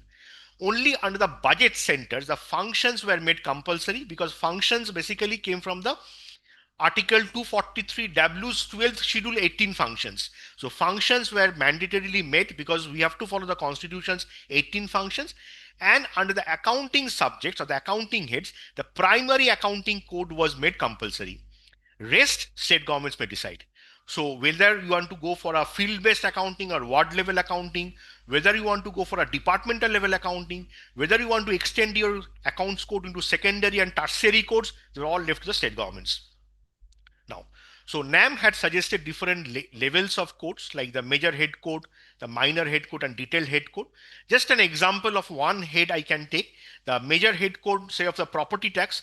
So major head code will start with 110 tax revenue, and minor head code will be 01 property tax, and retail head code will be 01 tax from residential properties. So the property tax account code will basically be of 7 digits. 1100101. So 7-digit codes have been suggested by the NAM, and this structure had been followed by all municipalities across India. Now, this is an example of few of the accounts code, just an example. Now, here I can say there's a logic behind this. Any code starting with one, like here we have got compensation in lieu of octroi, is a revenue receipt code or a receipt code or an income code. So any code starting with a 1 is an income code. See, you also have a code 11000101, property tax on residential buildings. So this is an income code. Any code starting with a 2, that will be an expenditure. So we have got repairs and maintenance. We have got salaries and allowance. So any code starting with a 2 will be an expenditure. Any code starting with a 3 will be a liability. Deposits from contractors, suppliers, earnest deposits, municipal fund. And any code starting with a 4 will be an asset. Like we have the property tax receivable is an asset, we have bank account as an asset, we have fixed assets, market building as an asset. So any code starting with a 4 will be an asset code. So 1, 2, 3, 4. Now this 1, 2, 3, 4 is not same in state government and central government accounts. That is totally different. Okay, so that's why when NAM suggested this code, it came with a very specific idea that 1, 2, 3, 4 will be followed, and it will clearly specify the codification structure. Now, at the same time, we also have to understand that there is an accounting standards for local bodies. Like we have the accounting standards for corporates, we also have accounting standards for local bodies. Now, though I am representing the institute today, I am talking on behalf of the institute CPGFM committee. I know all our members in the institute. We have the eminent president and the vice president and the chairman, etc., from everywhere maybe there. Now, still, I will be saying that this accounting standards is an area where we still need to work on. This is still an area from the institute side. They have done a lot in this thing, but it's an incomplete step because there are reasons to be incomplete. It's not that it's incomplete because it can't be done or it's not done. There are reasons to be incomplete, but this is an accounting standard where we have accounting standards for local bodies now in India. Okay. Now, as we all understand, why an accounting standard is required? Because to bring everything uniform. Now, why it requires in India more? Because the 74th amendment, it brought all the functions which are not known to many, number one. Number two, these mission mode programs made actual-based accounting compulsory. So everybody started accounting because they needed funds. Because if you are not doing accounting, you will not get the fund. That was a carrot and stick principle followed. So everybody started accounting and started accounting in their own way. And most importantly, ABDS was mandated by the state government and the state laws. So as many states and union territories we have, as many states and union territory accounting manuals are there, as many states and union accounting territory accounting principles are there. So where is the uniformity? The uniformity is lacking. So to bring this uniformity, we have to have an accounting standards. Why? Because municipalities are approaching the capital markets. They have to follow the SEBI guidelines of 2015. Municipalities are having diverse accounting policies and practices in preparation of the financial statements. So obviously there was a need felt that we have to bring them under uniform guidelines. So even the state laws are there, the state manuals are there. There has to be some form of an accounting because accounting is mostly done by our members. Now, the problem comes differently. I will come to that. Now, for that, what the institute did, formed a committee called the Committee on Accounting Standards for Local Bodies way back in 2005. That is, as soon as a manual came, ICI formed that committee, CSLB. But later on, another committee came, CPGFM, the committee which we are representing today. Now, later on, this CPGFM and CSLB were merged together to form a single committee of CPGFM. So CPGFM has got the mandate to formulate accounting standards applicable for local bodies. So Institute has been regularly publishing accounting standards for local bodies. But unfortunately, these accounting standards could not be implemented because state laws are different. Nowhere the state laws have adopted these accounting standards except for the state of Uttaranchal. If you look at the Uttaranchal municipal law, you will see or you will find that it says that the accounts will be prepared following the institute's accounting standards. Now, this is not the case in case of other municipalities. They are barely following their own state manuals, barely following. Some may not be following also. Just it kept aside, something is being done, some accounting is done. Now, there comes a challenge that how far we have been successful in implementing the reforms. But Institute could not go much ahead, but because Institute has been formed under the Act of Parliament, it's a central body. It cannot go, it can only go and advocate state governments. Sir, please adopt the ASLBs. Now, it's totally left to the state government to decide whether it will be adopted or not, but somehow Uttaranchal government or Uttarakhand government accepted that idea and they've adopted. So what Institute has done, basically they have what we call formulated mini accounting standards. Out of that, these two accounting standards, ASLB 2 and ASLB 5, that is a cash flow statement borrowing cost, they have been made mandatory from 1/4/2022. Now, I may be wrong or maybe short that if more has been added, but what as far as I know, that from 1/4/2022, these two accounting standards have been made compulsory for the auditors or for the chartered accountants who are auditing the municipal body's financial statements, that you have to report on these two accounting standards while you are giving the audit reports for the municipality. So it become a mandate on the auditors, not a mandate on the accounting part. So don't misunderstand me. I'm not criticizing anybody. I'm trying to hold what is or understand or place what is there. So here we have to work out, both on the part of the institute, both on the part of the members who are practicing in this, and also the state government to some extent. Now here, again, I said, a lot of good documents, accounting standards are there, but they are not being implemented except ASLB 2 and ASLB 5, where the auditor has to report on that. And also there is one more guidance note on the accounting for investments for local bodies, which also been made mandatory for the what you call the auditors to report upon. But rest, they're not done. Now you can easily go to our institute website. You can search for accounting standard for local bodies and you will find the list. Maybe I have taken the list a few months back from the institute website. If some additions have happened, it could have happened. So kindly do a due diligence on this, please. Now, financial reporting. Now, financial reporting, what has happened? It has totally changed the financial reporting structure. Now, annual financial statements of a municipality consists of a balance sheet, an income and expenditure account, statement of cash flows, receipts and payments account, notes to the accounts and significant accounting policies, and key financial performance indicators. Now, it's absolutely a corporate style financial statement that are being prepared, that are being presented. Now, I cannot go and show you everything what is being done. It's not possible in a 2-hour webinar to present everything, but I'm showing you a financial statements of a very small municipality in our country, which is Aizawl Municipal Council. Now it is Aizawl Municipal Corporation, where I had the privilege to work along with the team over there. Now they are also prepared. Now why I'm showing Aizawl? If Aizawl is a very small municipality, the Northeast can be doing this, so you can understand what Ahmedabad or Surat or Bangalore or Pune are doing. They are doing it. So this is Aizawl Municipal Corporation's financial statements. This is a balance sheet only, where they're preparing a proper formatted balance sheet. Please don't look at the figures and don't criticize the figures, because we are no auditors here. Somebody has audited that, and so let's take it for granted. His audit report is done with good framework of principles and policies. Only look at the structure.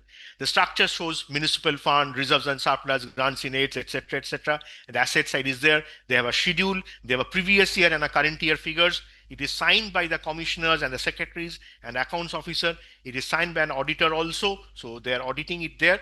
So it is complete. All accounts will have a schedule also. Schedules are properly mentioned, properly given. So the structure of financial reporting is there. Now you can take up any municipality of our country and you can find that how they're presenting the financial statements. Most of the municipalities are disclosing the financial statements in their websites. So you can go to their website, any website. You go to Jaipur, you go to Bhubaneswar, you go to anything. I mean, Kolkata, you can download their financial statements and look at the financial statements. But if you place all the financial statements side by side, you will find there are some difference in the reporting or presentation part. The philosophy of accounting remains accrual based double entry accounting. Now coming to the taxation part, whatever time is left, I will just run through this. Just 1 minute. Now, as I said very early, I am not a tax expert. So kindly don't criticize me and challenge my taxation knowledge. I'm trying to present the taxation briefs, whatever I have seen while working with the urban local bodies.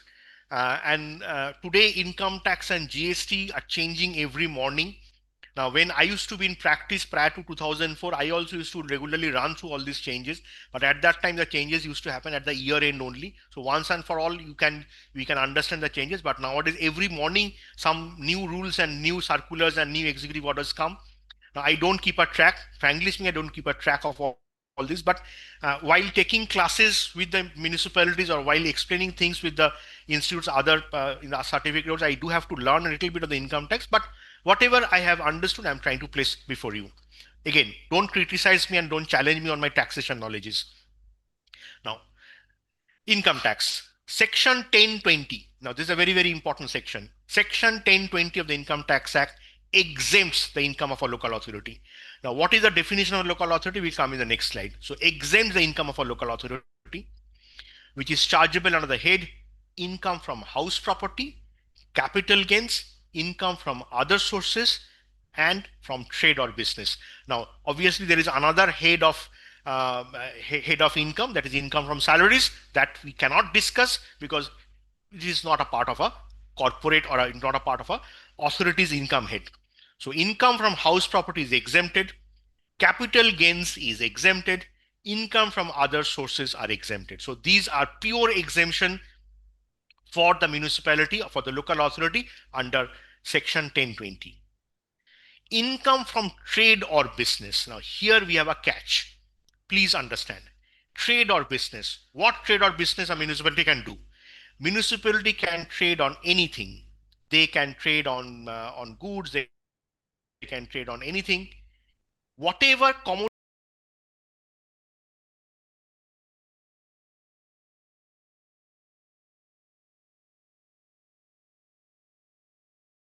they're trading, not being water electricity, within its own jurisdictional area.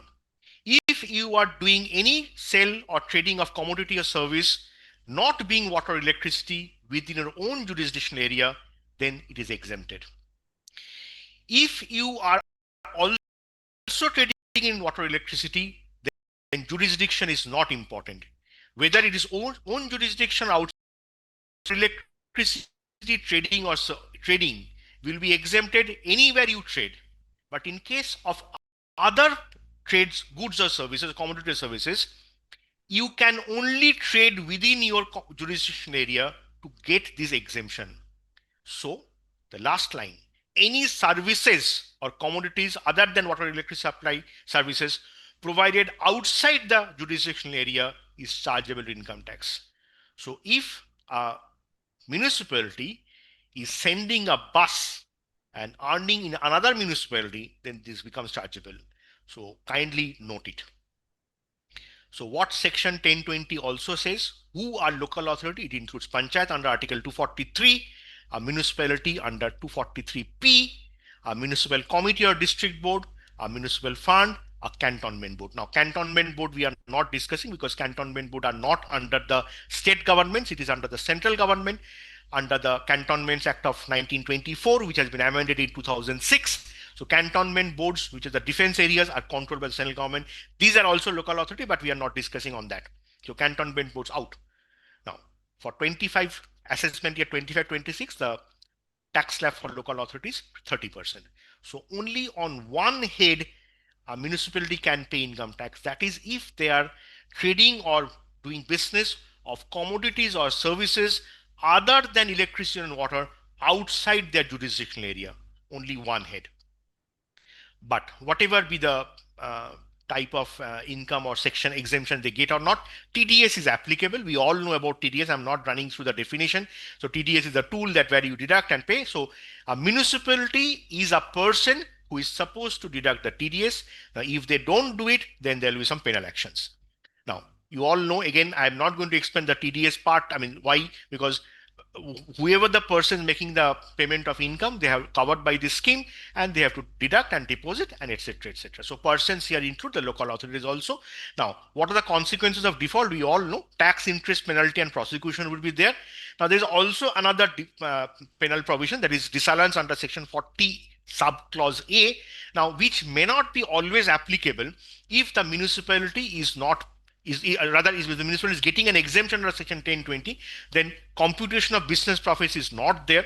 So obviously disallowance under section 40A may not arise, but you have to keep it in mind that it may arise if they're earning certain revenues from outside their jurisdictional area by supplying some commodities or services where business profits would be there, and if this default is there, then disallowance may be there. Okay, so again, I'm just giving a very broad framework.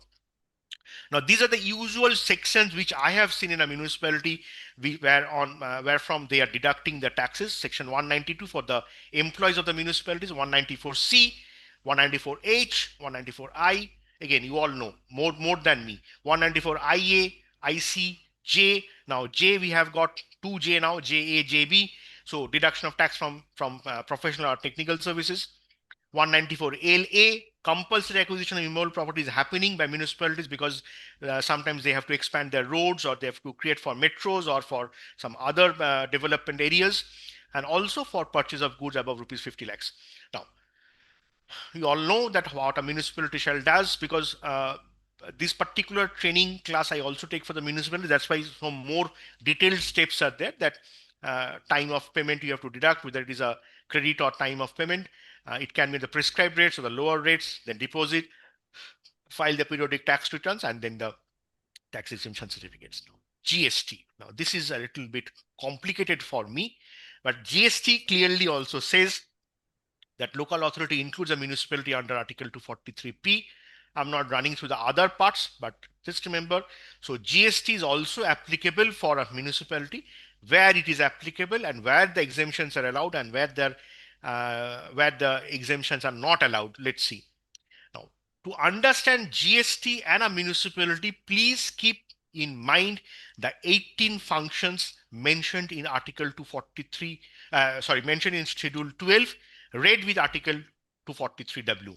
Now, this is very important, because many a times in the CGST and SGST legislation, the reference when municipalities have come, Article 243W's Schedule 12 list has been referred to. So while reading the CGST and SGST Act and the IGST Act, you have to keep in mind the 12th Schedule 18 functions read with Article 243W. Now, GST law is broadly based on universal coverage. So, and in the input tax credit method would be there. But unfortunately, in some cases, I have found that since the ULB is the end consumer, it is not producing anything, somebody is delivering the goods. So input tax credit, obviously, you have to absorb. So they cannot pass that ITC to anybody else because it's not manufacturing anything. That's actually my understanding. But most of the activities of the government and the ULB and the PRIs are covered under GST. So every activities are covered under the GST Act. Now, some specific exclusions are like, for issuing of birth and death certificate, GST cannot be charged. So GST should not be charged on these type of specific functions like issuance of passport or birth certificate or death certificate. So a municipality shall not charge a GST on that. Now, if a municipality is assessing the right of a natural resources to an individual farmer, then GST is not applicable, but it is if a municipality having a land, an agricultural land or a farming or something like that, farmhouse, so and it is giving to some corporates or to HUF or a partnership farm, then GST may be applicable. Please check. But in case of an individual farmer, if an assignment of right to a natural resource is given, then GST is exempted. Specific exclusions also, that if a local authority is providing a service to any functions to a municipality under Article 243W or 243G by a panchayat, then also it is exempted. So if I am supplying water supply, or if I am supplying say solid waste management, then these are exempted because those 18 functions are there. But if some activities are outside the 18 functions, it can be there. One can think about. If it is outside those 18 functions, then GST will be applicable at the applicable rate. Now, any activity like healthcare and education, that is also exempted. Specific inclusions, so it will be included and GST is payable. If any activity by way of auction of a land for a limited period, then GST is applicable. If municipality is giving properties on rent, then GST is applicable. That means you have to charge GST on that. Okay, so these activities are subject to GST if the taxable revenue crosses the threshold limit. Now, obviously, the threshold limits, a municipality is earning more than that. So, from these activities, they must be earning more than that. Now, exemption in respect of services supplied by a local authority. Now, if services provided by the central government or local authority to another local government, central government or state government, then all services are exempted. So government to government or activities are exempted. Services for regulation of land use and construction of building, that is basically the plan sanction fees and all, so that is also exempted. Services up to rupees 5,000 a year supplied by government subject to certain terms and conditions. Please check on to the terms and conditions. This 5,000 is very nominal figure, so I don't think anybody gets an exemption on this. Services provided by the local authority to an individual is exempt from tax. So if it is giving any services to an individual, it is also exempt from tax. Services by a local authority to a non-business entity except transport of goods or passengers, then that exemption is carried forward. But if it is a transport of goods and services or passengers, then it is not exempted. Okay. Services by a local authority to a business entity having turnover of 20 lakhs, exemption is not applicable. To services supplied by exemption is not applicable to service. So any services for renting of service, this 20 lakhs limit is not there, as I interpret. Fines and penalties imposed by local authority, it is not a supply of service, so obviously there's no GST on fines and penalties. Now, one more important thing that has come with the notification, it is not under the law, but there's a notification number 12 by 2017, which says any contractor or a consultant, if it is providing pure services, 100% pure services in respect of any functions relating to Article 243G for the panchayat and 243W of the municipality, then that contractor or consultant will not levy the applicable GST. That means there will be no tax invoice that they will submit, because it's a pure service, and this is under a notification number 12 by 2017. Please check upon that.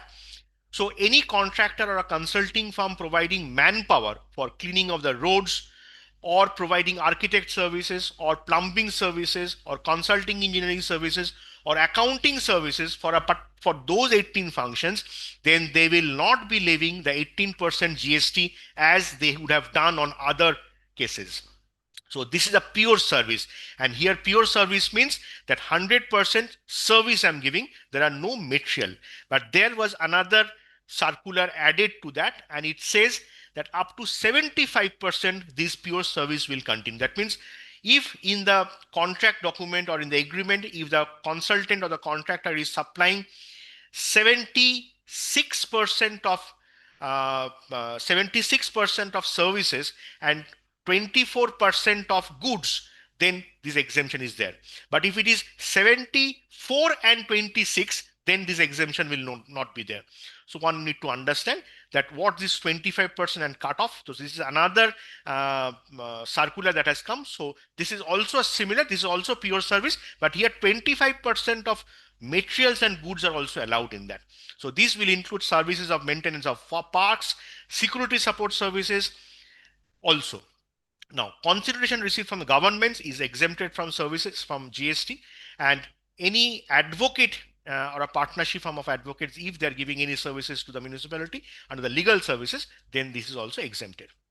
Now, just we will have a time to close with the audits, which is there in of ULBs in India.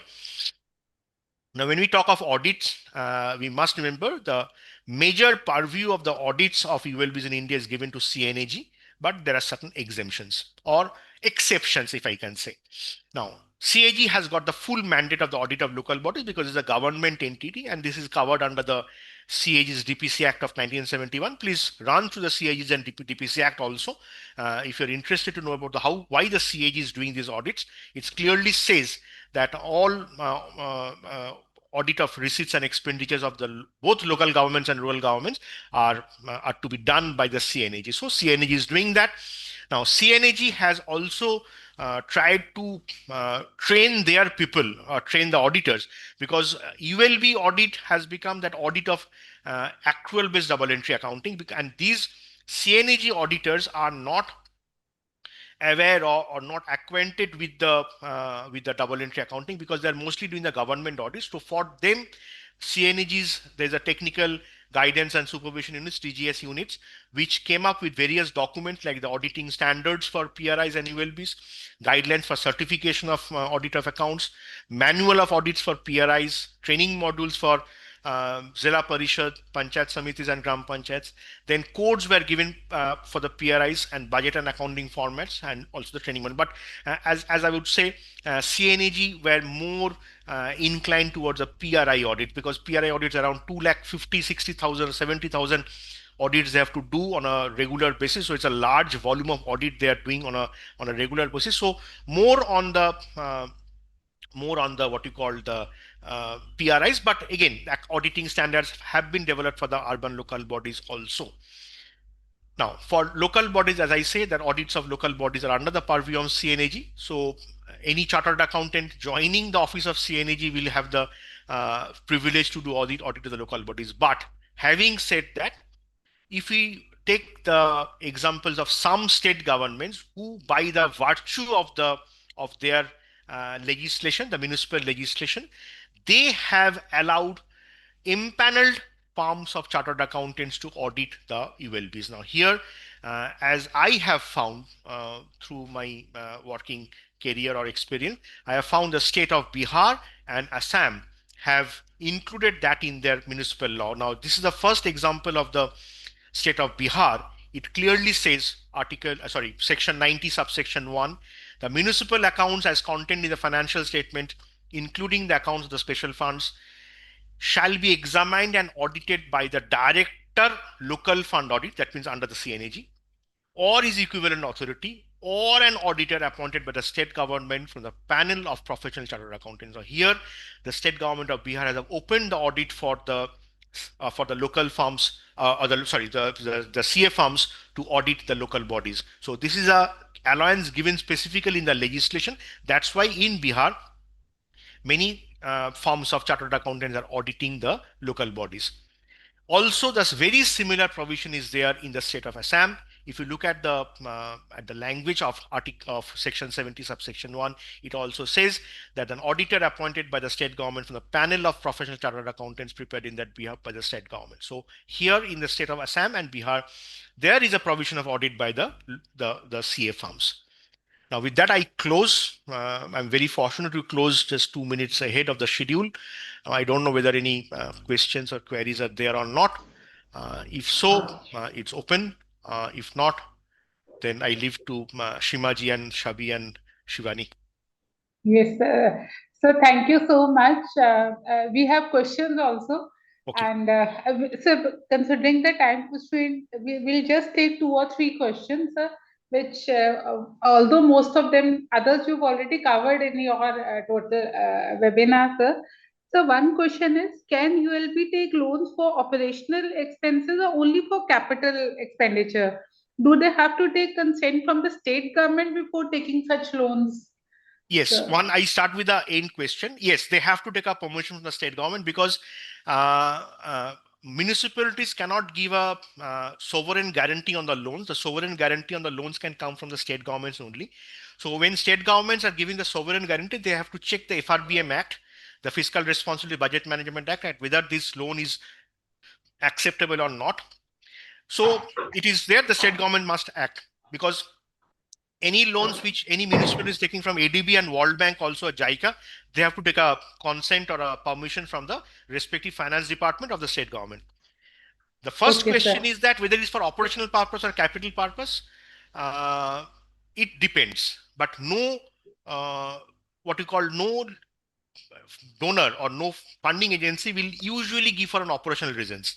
They always go for a capital reasons, because capital they can see that is being constructed, and they ensure that the capital asset starts generating revenue so that the loan can be repaid.